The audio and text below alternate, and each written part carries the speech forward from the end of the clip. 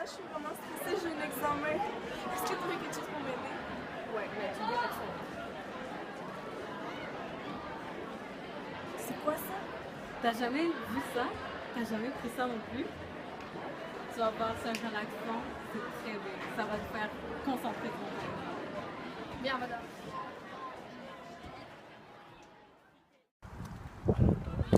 Vous êtes sûr que c'est pas addictif? Mais non, là, tu peux arrêter quand tu veux. Allez, vas-y, prends-en. La toilette. Tu veux de l'eau? Ouais.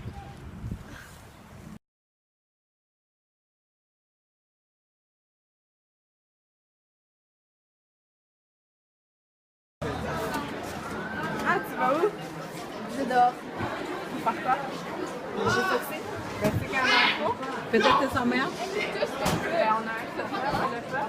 Allez, mets-le. Et mets ton manteau.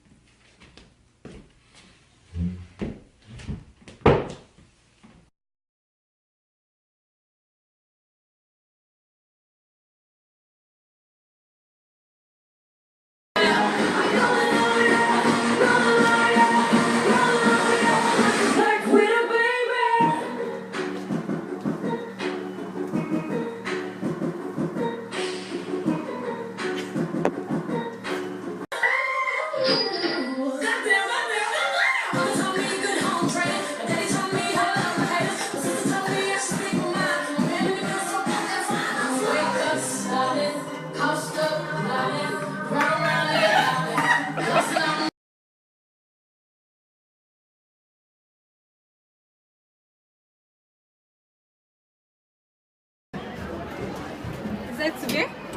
Ouais. Tu sais qu'on a un examen? Moi aussi, je m'en fous. Elle peut te répondre. Là. Ben, c'est un examen. Mais on s'en fout. Je m'en fous. Allez, mets ton manteau, on s'en fout.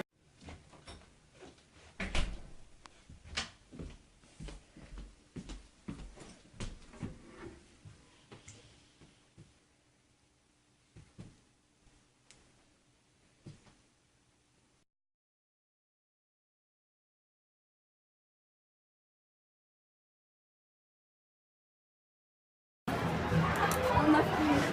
J'en ai vraiment besoin. Dépêche-toi, j'en ai besoin. Excuse-moi, là, ça a pris le temps à allumer, là.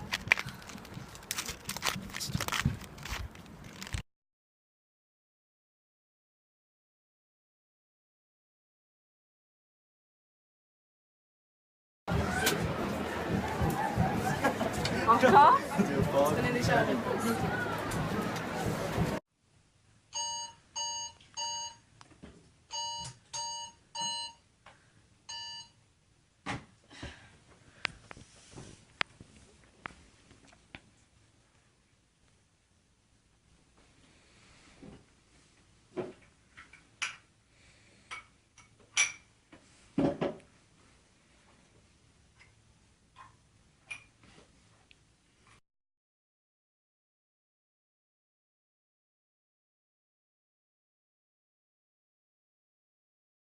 Parents de Hazel Perez, nous vous écrivons pour vous informer que votre fille ne peut participer à la soirée des Doges ainsi qu'à la graduation dû aux nombreux cours qu'elle a échoués.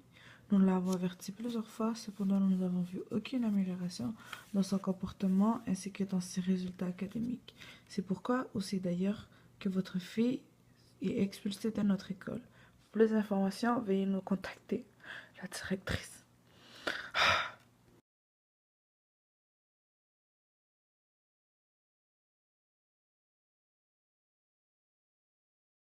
Oh my god, devinez quoi, j'ai acheté ma robe de femme! Ah ouais? Moi aussi! Qu'est-ce que t'as l'air triste? Mais c'est juste qu'Iselle, elle va pas être là ou pas. Mais je sais pas, ce qui paraît, elle est rendue dans un centre de désintox là où puis elle est rendue en famille d'accueil, puis elle a lâché.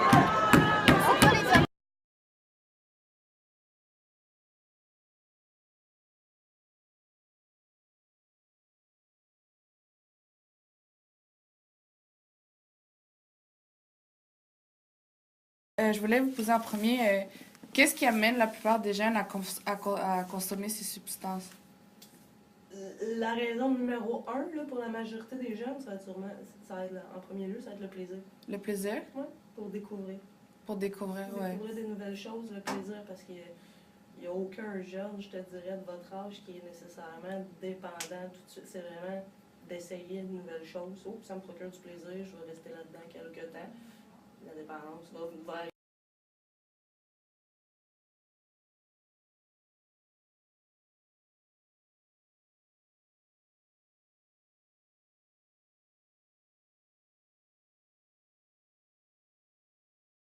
ce que les premières expériences se font. Ah.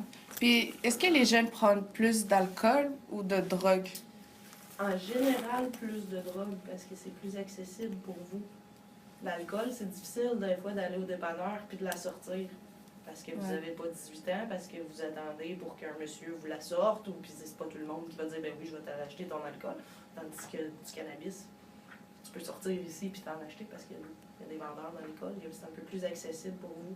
Quelqu'un qui développe, mettons, Une dépendance. une dépendance, là. Écoute, physique, c'est sûr qu'on s'entend que ta santé, tu sais, fumer un joint, là, c'est l'équivalent d'environ 10 cigarettes. Ah ouais? Donc, on s'entend qu'au niveau de tes poumons, qu'au niveau de tous tes organes internes, c'est sûr que là, ça a des impacts au niveau de ta santé physique, ça, c'est sûr et certain. Mais je pense que les impacts principaux vont être plus au niveau de ta santé mentale, surtout à votre âge. Votre cerveau n'est pas encore développé. Vous êtes en période de développement. Là. Si tu vas mettre une substance qui n'a pas d'affaire là à l'origine, bien, ça se peut qu'il y en a pour qui ça déclenche des troubles de santé mentale. Puis là, on parle de dépression, on parle d'anxiété, on parle pas nécessairement de schizophrénie, tu te mets à parler tout seul. Là. OK? Mais ça peut être aussi simple que des troubles d'anxiété qui commencent avec la consommation. Ça peut être, j'entends des voix, ça peut être des psychoses toxiques. Toutes ces choses-là, la consommation peut les déclencher. Ça ne veut pas dire qu'elle va les déclencher. Il y a plus de filles qui vont aller consommer tout ce qui est pilule, speed, ecstasy, ces choses-là, parce que ça va jouer sur leur poids, sur leur image. Donc, quelqu'un qui consomme beaucoup de speed, ça coupe l'appétit. Donc, la personne ne mange plus et elle perd du poids. Donc, il y a beaucoup de filles, tu sais, en 2015, là, c'est l'image. Hein? Faut que tu sois belle, faut que tu sois mince, faut que tu sois...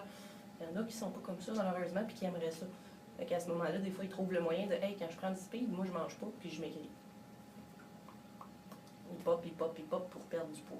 Sauf que ça fait beaucoup de dommages dans ton cerveau, ça fait beaucoup d'autres dommages. Là. Je veux dire, c'est pas un régime adéquat. Là. Okay? Si tu veux perdre du poids, contrôle ton alimentation, fais de l'exercice, fais ces choses-là, prends pas du speed pour maigrir, parce que c'est pas la bonne manière. Tu coupes des nutriments, c'est pas ça. Donc les filles sont probablement beaucoup plus portées vers ces drogues-là, tandis que les gars vont être plus portés vers fumer du pot. Je te dis pas qu'il n'y a pas de gars qui font du speed, il y en a qui en font. Ah ouais. Mais selon la tendance, selon ce que moi... Qu'avant? Moi, je pense que oui. Oui? Oui.